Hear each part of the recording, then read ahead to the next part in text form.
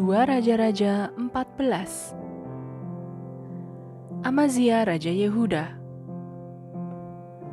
Dalam tahun kedua zaman Yoas bin Yoahas Raja Israel, Amazia anak Yoas Raja Yehuda menjadi raja. Ia berumur 25 tahun pada waktu ia menjadi raja, dan 29 tahun lamanya ia memerintah di Yerusalem. Nama ibunya ialah Yoadan dari Yerusalem. Ia melakukan apa yang benar di mata Tuhan, hanya bukan seperti Daud bapa leluhurnya. Ia berbuat tepat seperti yang diperbuat Yoas ayahnya. Namun demikian, bukit-bukit pengorbanan tidaklah dijauhkan. Bangsa itu masih mempersembahkan dan membakar korban di bukit-bukit itu. Segera sesudah kuasa kerajaan itu kokoh di tangannya, dibunuhnyalah pegawai-pegawainya yang telah membunuh raja, yaitu ayahnya. Tetapi anak-anak para pembunuh itu tidak dihukum mati olehnya, seperti yang tertulis dalam kitab Taurat Musa, di mana Tuhan telah memberi perintah, janganlah ayah dihukum mati karena anaknya, janganlah juga anak dihukum mati karena ayahnya, melainkan setiap orang harus dihukum mati karena dosanya sendiri.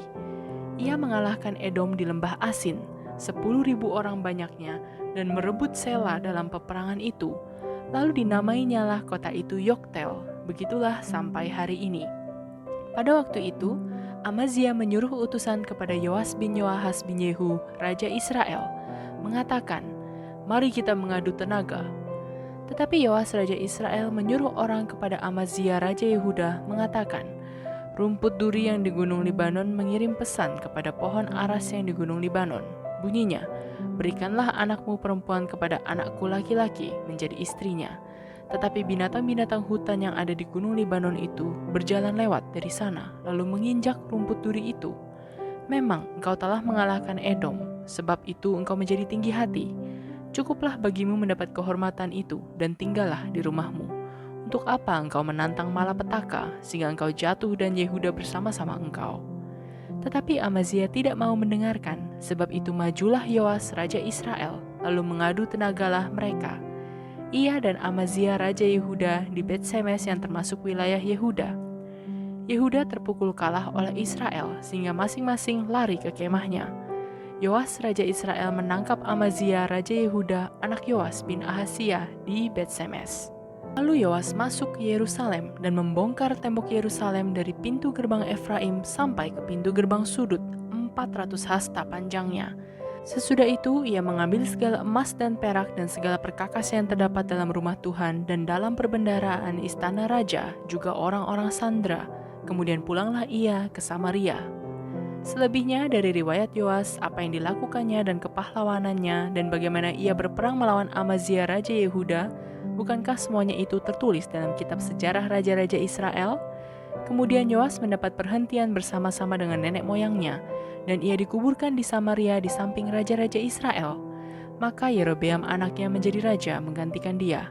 Amazia bin Yoas Raja Yehuda masih hidup 15 tahun lamanya sesudah matinya Yoas bin Yoahas Raja Israel. Selebihnya dari riwayat Amazia, bukankah semuanya itu tertulis dalam kitab sejarah Raja-Raja Yehuda? Di Yerusalem orang mengadakan persepakatan melawan dia. Sebab itu larilah ia ke Lakis, tetapi mereka menyuruh mengejar dia ke Lakis, lalu dibunuhlah dia di sana. Diangkutlah dia dengan kuda, lalu dikuburkan di Yerusalem di samping nenek moyangnya di kota Daud. Segenap bangsa Yehuda mengambil Azaria yang masih berumur 16 tahun dan mengangkat dia menjadi raja, menggantikan ayahnya Amazia. Ia memperkuat Elat dan mengembalikannya kepada Yehuda, sesudah raja mendapat perhentian bersama-sama dengan nenek moyangnya. Yerobeam bin Yoas, Raja Israel. Dalam tahun ke-15 zaman Amazia bin Yoas, Raja Yehuda, Yerobeam anak Yoas, Raja Israel, menjadi raja di Samaria. Ia memerintah 41 tahun lamanya. Ia melakukan apa yang jahat di mata Tuhan. Ia tidak menjauh dari segala dosa Yerobeam bin Nebat yang mengakibatkan orang Israel berdosa pula. Ia mengembalikan daerah Israel dari jalan masuk ke Hamat sampai ke Laut Araba sesuai dengan firman Tuhan Allah Israel yang telah diucapkannya dengan perantaraan hambanya, Nabi Yunus bin Amitai dari Gad-Hefer. Sebab Tuhan telah melihat betapa pahitnya kesengsaraan orang Israel itu. Sudah habis lenyap baik yang tinggi maupun yang rendah kedudukannya, dan tidak ada penolong bagi orang Israel.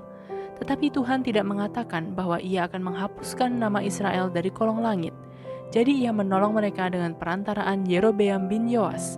Selebihnya dari riwayat Yerobeam dan segala yang dilakukannya dan kepahlawanannya, bagaimana ia berperang dan bagaimana ia mengembalikan Damsyik dan Hamat Yehuda ke dalam Israel, bukankah semuanya itu tertulis dalam kitab sejarah raja-raja Israel? Kemudian Yerobeam mendapat perhentian bersama-sama dengan nenek moyangnya, raja-raja Israel. Maka Zakaria anaknya menjadi raja menggantikan dia. 2 Raja-Raja 15. Azaria Raja Yehuda. Dalam tahun ke-27 zaman Yerobeam Raja Israel, Azaria anak Amazia Raja Yehuda menjadi raja. Ia berumur 16 tahun pada waktu ia menjadi raja dan 52 tahun lamanya ia memerintah di Yerusalem. Nama ibunya ialah Yekolya dari Yerusalem. Ia melakukan apa yang benar di mata Tuhan, tepat seperti yang dilakukan Amazia ayahnya.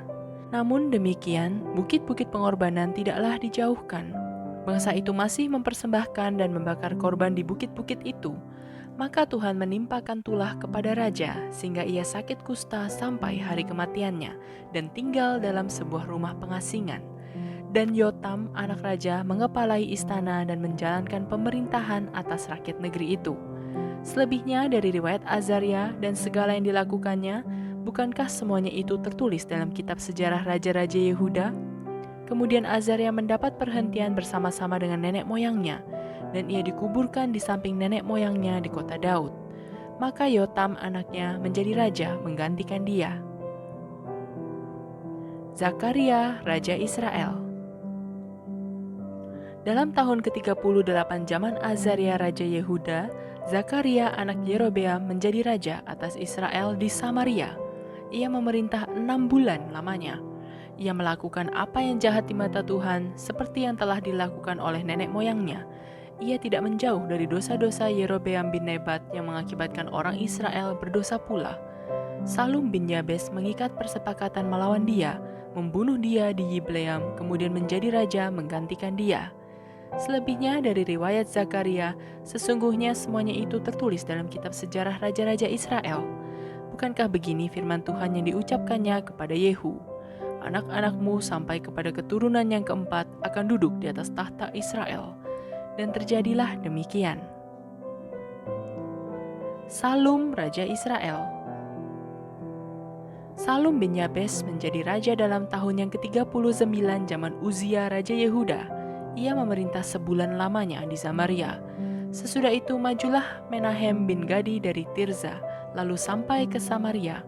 Ia membunuh Salum bin Yabes di Samaria, kemudian menjadi raja menggantikan dia.